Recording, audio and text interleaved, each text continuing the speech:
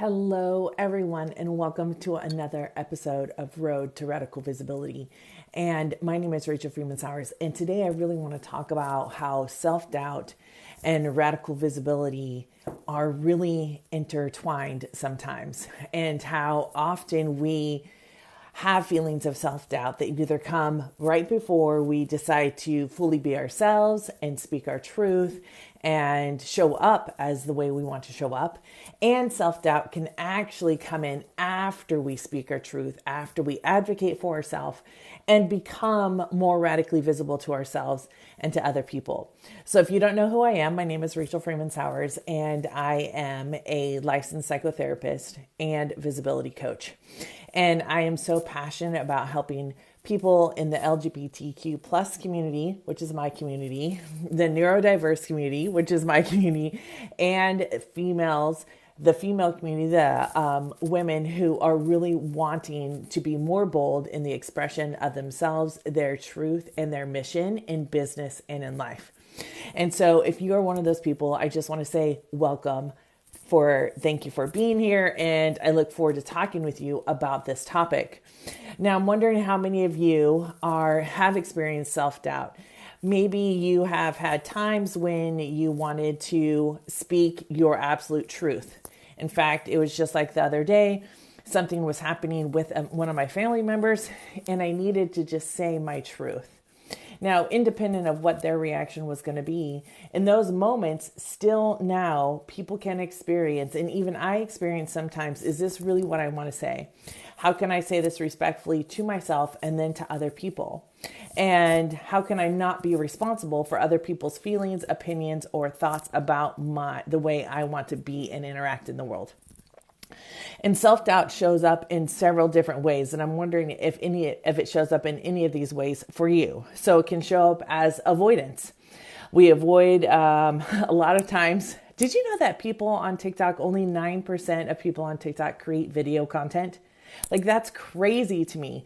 I love this platform. I love all the community on here. I feel like I've really found my community, and it's just wonderful. But it can self-doubt can look like avoidance, like, oh, I'm not going to do a video. I'm not going to say what I really want to say. And I'm not going to be who I really want to be and who my heart desires me to be. You know, even in my business, it wasn't until probably about 10 years ago now that I actually came out as lesbian in the therapeutic world in my town, because it was, there was a lot of judgment about that. And there still is a lot of judgment, but now it doesn't affect me really at all. And I'm just being who I am.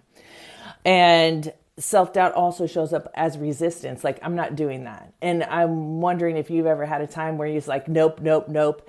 And then after a while, you're like, well, maybe that is something I want to do.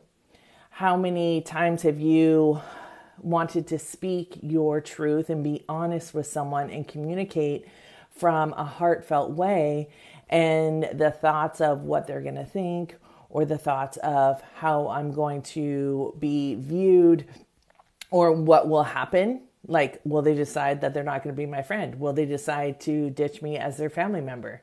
When I first came out to my family, the first response of, my mom, bless her heart, and she has been able to shift her perspective. She was saying, like, well, what will happen to your daughter? Right? And so when we take these risks to be ourselves in the world and interact exactly in the way that we want to, it can it can be really risky. And self-doubt can come across as fear. It can come across as distraction. Sometimes in my business, I don't know if this is you, but if I don't want to do a particular thing in my business, or I'm not sure I'm able to do it, or I'm not sure I have the skill to do it, I'll go do something that I can do. So for a while there, I was like, oh, I'm not sure how to do this. So I'm going to go do the load of laundry. And my neurodiverse brain is like, oh, go do the load of laundry, come back, and then I'll be able to have it all sorted, right? That's what's so funny about the ADHD brain and the ADD brain, is that oftentimes we have to step away and come back, which actually can be a really huge superpower in being ourselves and communicating in the way that we want to. The other way that self-doubt can show up when we are being radically visible and I'd love to hear in the comments whether any of you have experienced this, is, okay, you have your inner fortitude, you get the gumption, the guts, the empowerment to speak your truth. And right after you speak your truth, you experience self-doubt. Now, this is something that's really common as we begin to become radically visible. And as a licensed psychotherapist and a visibility coach for LGBTQ plus, neurodiverse, and female entrepreneurs, what it's really about is creating that sustainability and those foundations that are needed to create that sustainability. Hello, how are you? And as we move through that, as we create more and more ways of being internally, that then allows us to interact in the world, in our energy, in our language, in the way that we move about in the world with much more ease and freedom. But sometimes these initial times of radical visibility create so much energy, or need so much energy from us, that we kind of go afterwards. Have any of you ever experienced that? Some people think that's what happens with video. Like, oh, I'm going to have to entertain everybody. I'm going to have to talk to everybody. And it's a lot of an energy output. And as you energy output and your adrenaline is up, right? There's a natural down turn towards that. And when we go on this downturn, what we're really experiencing is that we can't have all of the tension all of the time. And when we have all of that tension all the time, we really aren't able to, I believe, function in the way that we really want to be functioning, because we're in the brainstem, right? We go into this flight, fight, or freeze. Doubt, self-doubt, our ability also comes out as imposter syndrome. So how many of you have ever applied for a job or gone to do something in your business and you thought, oh, I need to learn one more thing, or I need to do one more thing? And really, it's not until we return into ourselves and notice everything that we have within us, everything that is already available to us, and enhance that then we're able to see the long term. We're able to see the long haul and be like, oh, I can see how this is going to happen. So I'm wondering for you, if you'll put in the comments how self-doubt shows up for you. How does it show up in your business? How does it show up in your personal life? How does it show up in your family systems, and how you want to be speaking and interacting in your family systems, which is one of the hardest places to become radically visible. And it's because we're dealing with a system that has a longevity. And the system isn't going to change. It's going to try and suck you back into that system. And when you have that self-doubt, it's really important to recognize that that is not who you are. It's really what you have been taught to do. See, we have a neurological patterned way of being. All of us have a neurological patterned way of being. And that patterned way comes from all of our experiences, comes from all of the good times, the traumas, the excitement, all of the experiences that we've had. And everything that we do often, we take on as our identity. And I'm here to tell you that just because you do something does not make it your identity. So it's like when people say, well, this is just how I am. I'm just an anxious person. I'm just a person that's just way out there. I'm just a person that says whatever I want to say. An example I give to my clients that often will say, well, this is just how I am. And I say to them, it's just how you are until you're not. We get to choose how we show up in the world. We get to choose how we want to interact in the world. And we get to do that in a way where our feelings are not dependent on any external stimulus. So this is when people say, a lot of times people say, well, I don't care what people think. I don't care. And that is often out of defense. But I wonder if you would be open to saying, it's not that I don't care about other people, because honestly, we're human. We're meant to notice each other. We're meant to connect in a certain way. It's just, I care more about the way I'm wanting to be in the world, the way I'm wanting to come up into the world and interact so that I can live a fulfilled life, so that anybody that I help, I can help that much more. So when we're talking about choosing extrovert or introvert, for me, in all the work I've done, so I've been a licensed psychotherapist for the last 18 years. And really what I've seen more of is that we do get to choose. Like if someone says, I'm an introvert. Now, it doesn't mean they don't have tendencies. They don't have ways of being that they like being. A lot of people think that video is easier if you are an extrovert. And to be completely honest, I believe that we are both extroverts and introverts. Because as an introvert, I've seen so many people say, I'm willing to do this one thing. That would be typically something that an extrovert would do. But the self-doubt comes in, right? If we tie it all back around to doubt, self-doubt, how is that really affecting you and not enabling you to live the life you want to live, to do the things that you want to do in your business, and just fulfill whatever your purpose here is. When we need to label everything, it's a way that we need to do in our society for sure. However, we need to be careful of what we're claiming. It's just like, this is just how I am. This is just how I want it to be. And oftentimes these ways of being, these neurological patterned ways of being, are really the things that keep us stuck. It's not that you don't have a desire. It's not that you don't have drive. It's not that you're not ambitious. It's not that you're not smart enough. None of those things apply. It's just a belief system that we have about ourselves. And we actually get to tell our brains what is true and what isn't true. When we talk about neurobiology and the brain and how it's working in neuroscience, what really happens is that when we tell our brain what to focus on, that is what we're getting from our life. That is what we're getting from what we invest in. So if I wake up in the beginning of the day in the morning, and let me know if you've done this too, there were times when I used to wake up and I'm being like, oh, it's already started. I'm already in a bad mood. I slept in late. Everything is going wrong. My coffee spilled over on the counter. This day is just going to hell in a handbasket really quick. And then if you've noticed throughout that day, until you shift your perspective of that, what really happens is that is what you tell your brain you're focusing on. And then you see the next thing that doesn't go quite right. And then the next thing that doesn't go quite right. How do we change that? How do we shift this self-doubt and use it to propel us into our self-empowerment? How do we use it to then empower us to change our perspective? I try to expect the positive in interactions.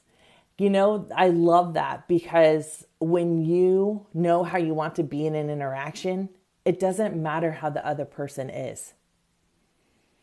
And that's where you can really fulfill and feel good about any interaction and how you want to be being. When we do that, we're really able to say, I'm not dependent on a reaction or a response from anybody else in the situation.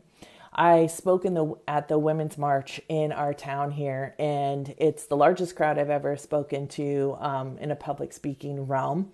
And it is very controversial in my town. And in that moment, I had to know that how I showed up on stage, the words that were coming out of my mouth, those were the exact words and then the exact way I wanted to be. And the audience was super supportive, but there were also people there, and my town is quite small. There were also people around and on the internet and, Facebook and IG and all those that weren't supportive, that told me I never should have said those things, and that were a negative force. But the fact of the matter is it didn't matter even what people said, as long as I showed up the way that I wanted to. And that's how you really remove this dependence on external circumstances or stimulants to create a feeling. You take full ownership of that, right? And you allow yourself to say, this is how I want to be. And it's okay for me to be this way. I am safe being this way. That's when the self-doubt starts decreasing. See, when we have the neurological pattern ways of being, what we want to do is just gently snip all those apart, and we want to rewire them in a way that allows us to interact in the world the way that we want to. Now, I'll say this. Some people say that this is a really selfish way of being. And to that, I say, you can have your opinion. And also I say, yes, because this is my life. In my life, what's important to me is to be here and empower other people that are out into the world to live their fullest lives. And as long as I am considering and keeping track of the way I want to be, then that then is fulfillment in my life. So these are really great questions. So one question is, how do you bridge from the old to new, generation to generation, and adjust without offending? Balance for all. Well, first I realize, and one thing that may be helpful is that there isn't a balance for all. I don't know what that would look like. And I can't be in control of balancing other people's thoughts or feelings or opinions. And my rule of thumb is, as far as offending, I say things always respectfully to myself, and therefore I say them to others. So anything that I say on this on my videos, on my YouTube channel, you can check out my YouTube channel, Rachel Freemon Sowers. Anything I say on there is really about, am I okay with saying this to myself? And therefore really creating a message. Everybody's opinions are going to be different. I just did a TikTok video that'll be coming out in a couple of days, and it really said, like, I'm not for everyone. And the beauty of the world is that there are so many other people out there. There's so many other people that fit different people. What I've learned in therapy for the last 18 years and as a visibility coach, I can't help every person that comes to me or that calls me, right? I trust my gut in knowing which person is right for me to work with. And I've gotten that down to a science. So that's really how I don't worry about offending others. I just try to be respectful to myself and to other people.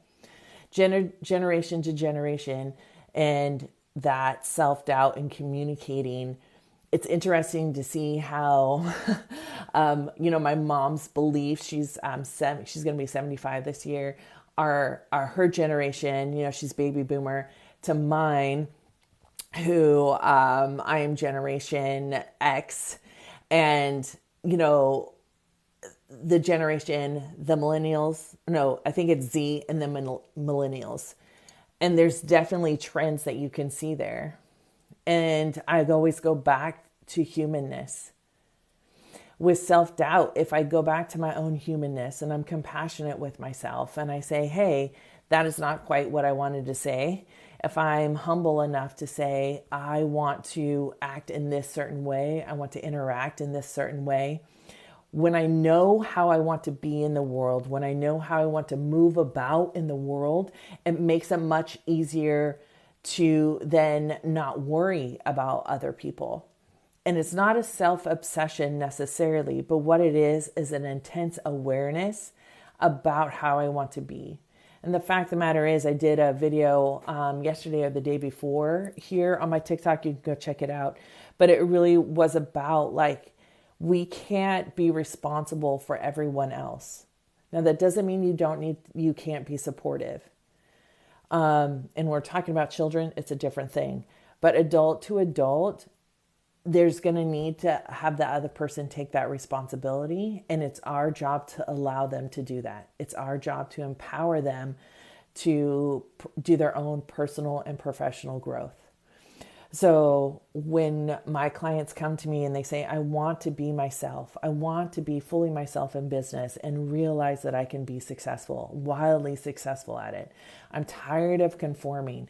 I'm tired of trying to fit into the box. I'm tired of walking around with all these expectations that I feel have been put on me that I'm just continuing to accept. Because what that really does in a business is it really stops you from attracting the people that are really going to be the perfect fit for you and your business. In your personal life, it stops you from having the relationships. It stops you from interacting with new relationships. It stops you from taking care of yourself. Because then we start looking to everyone else to validate that we are either doing something that is enough or that we are being enough. The self-doubt often comes from continued feedback from different places about not being enough. I haven't worked in corporate America for a really long time, and that was definitely planned. Because even when you go with, you can be doing a really good job and your yearly review can come up and they can say that you either meet or below when you've been kicking butt, when you've been sacrificing time with your family, when you've been sacrificing your own personal time. I work with a lot of nurses and doctors who are giving so much during this time. And the bureaucracy of the hospital that they work for comes back in and says, well, you're just meeting. And they do shift upon shift upon shift and sacrifice themselves. And those are ways that we're taught to doubt that we're enough. Self-doubt is really not believing that we are enough, that we are not complete, whole, and perfect just as we are. Thinking that things need to be fixed. And really, maybe things need to be healed. Maybe really things just need to be seen and heard, and they need to be seen and heard by ourselves first. And when we support ourselves in this way, this really is how we make a bigger impact in the world, and other people are energetically willing to support themselves and become better, right? Everything that I do in my own life is going to help every single client that I work with. So how do we switch it? What happens when we stick up for ourselves, when we advocate for ourselves? What happens when I came out in my business as a lesbian and I stopped saying I wasn't? And I did this in a very subtle way sometimes. And I also did it in ways of just saying, well, my wife and I stopped saying my partner. I stopped being vague about that. I said, this is my wife. And every time I did that, my body affirmed that I am safe. And there were people that didn't want to hear it. And I let them have that. And I just stayed with me, right? I just stayed in my own knowing. And our own knowing is where we can stay to rid ourselves of self-doubt.